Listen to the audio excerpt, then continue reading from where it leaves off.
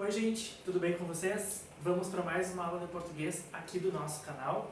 Não se esqueçam que lá tem mais materiais para vocês acompanharem nos estudos à distância de vocês, tanto para concurso quanto para ensino médio. Lá tem tudo que é material que vocês poderão precisar hoje ou no futuro. Um dos conteúdos que nós estamos desenvolvendo, pessoal, é a parte dos verbos. Nós já vimos que o verbo é uma classe gramatical variável, ela sofre variados tipos de flexões, tá? É uma das classes gramaticais que sofre o maior número de flexões possíveis. Pessoa, tempo, modo, voz, que é o que nós vamos ver no material de hoje, enfim, uma gama de variações que nós vamos ver ao longo das nossas aulas. Ok, pessoal?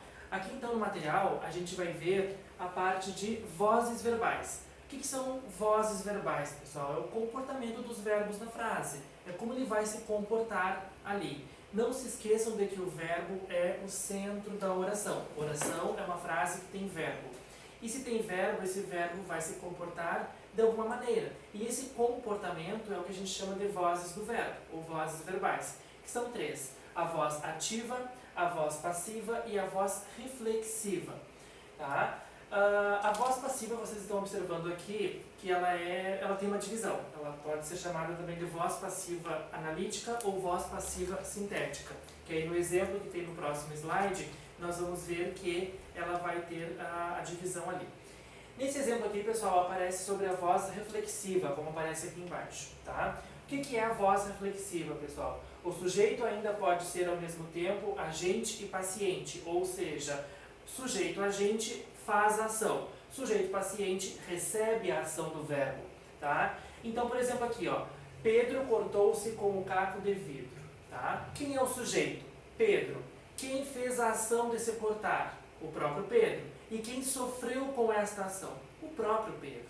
Então, quando nós tivermos um sujeito em que ele faz a ação e sofre a ação do verbo ao mesmo tempo, eu vou ter um verbo que vai estar na voz reflexiva. E isso fica evidente pelo uso da partícula C, aquela que aparece ali no cantinho, pessoal.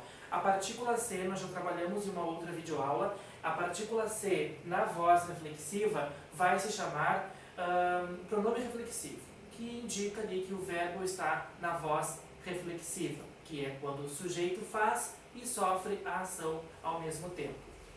No outro slide aqui, pessoal, aparece em suma, né, que é um resumo das outras vozes, a voz ativa e a voz passiva. A voz ativa, o sujeito faz a ação. Então, por exemplo, as cegonhas deixam os bebês nas soleiras das portas. Quem deixam os bebês? As cegonhas. Então, aqui eu tenho um sujeito que faz a ação do verbo e eu tenho apenas um único verbo. Quando isso acontecer, eu vou ter uma voz ativa.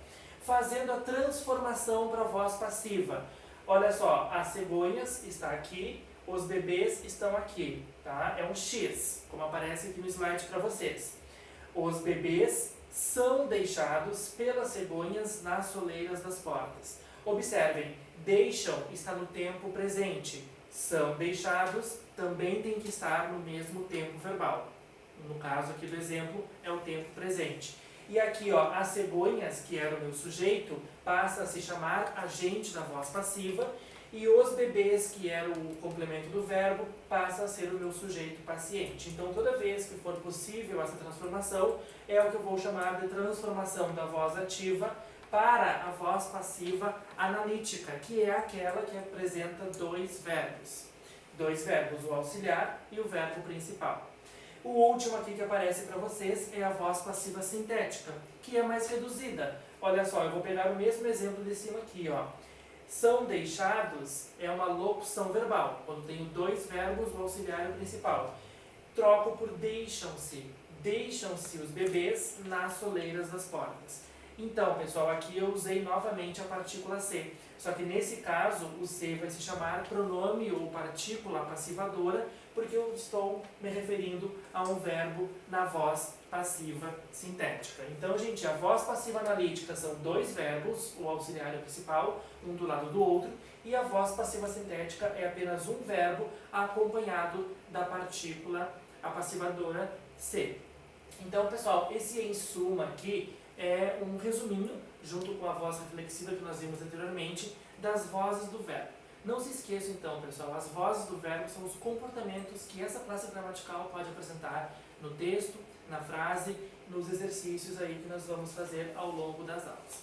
Ok, pessoal? Até a próxima aula!